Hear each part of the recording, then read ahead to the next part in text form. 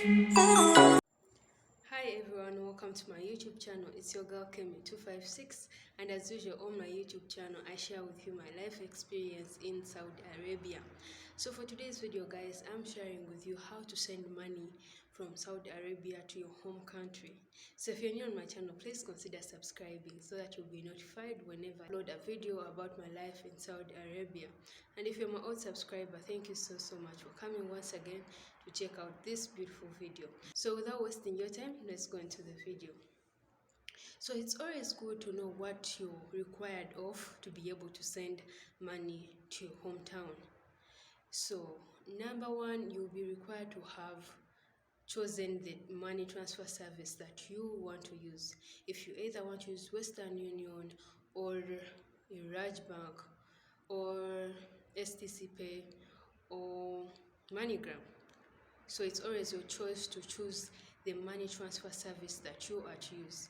If you didn't watch my previous video, you can go and watch it because it's about the best money transfer services that you can ever use in Saudi Arabia. Always choose the money transfer service that you choose of your choice.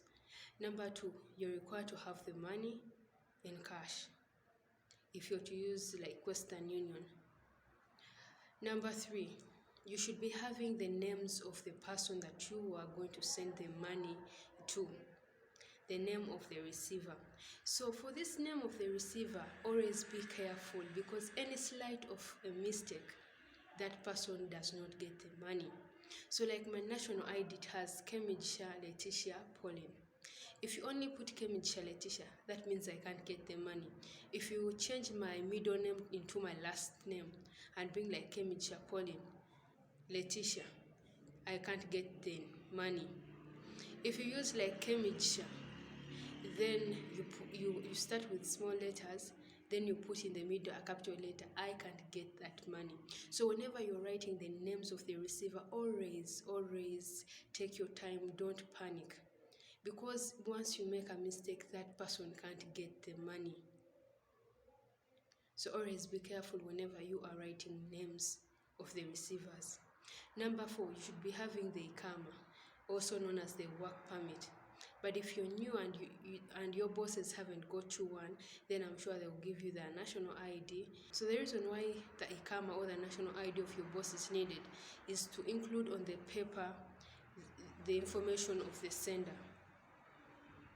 The reasons why the names of the receiver are asked is to include them on the paper, is that you're going to take a photo of so that the receiver can show to the bank in your hometown. Let's assume if you're from Uganda or Kenya or Tanzania. So that paper is the one that your mother or your friend or your brother will show to the bank to be given the money. Once you have those requirements, then you can go to any branch of the money transfer service that you've chosen. Let's assume if you're going to use like Iraj Bank or the Western Union, they all have many branches in Saudi Arabia. If you're in Jeddah, Dammam, Riyadh, anywhere, there are branches. So if you're going to use like Iraj Bank, you go to the branch, then you give the tailor the names of the receiver, the country that you are sending in the money, and the amount of the money that you are sending. Then you also give the tailor the Ikama if you have it. If you don't have it, then your boss will give his or her national ID so that the information of the sender can be included on the paper. So the tailor will type in the computer all the information that you have given him or her. Then the printer will bring out a paper. So that paper will be having how much you've been charged, the VAT fee, the exchange rate, your names, the country you're in, the NIN number, if you've used your boss's national ID, then it will still include the information of the receiver. If you're sending for me the money, then to have like Kemidja, Letitia Pauline, Uganda, and the NIN number. So everything will be there.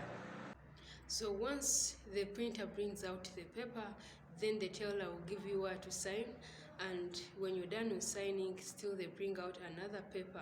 So that paper still has all that information, and on the top right hand of the paper, there is always a word that has MTC code. there's the word MTC code, then there are some numbers.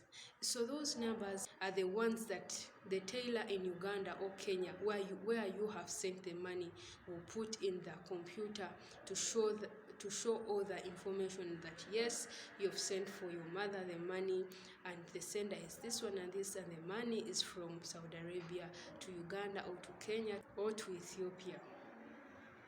So always don't throw that paper. That paper is useful, most especially if the person hasn't received the money yet.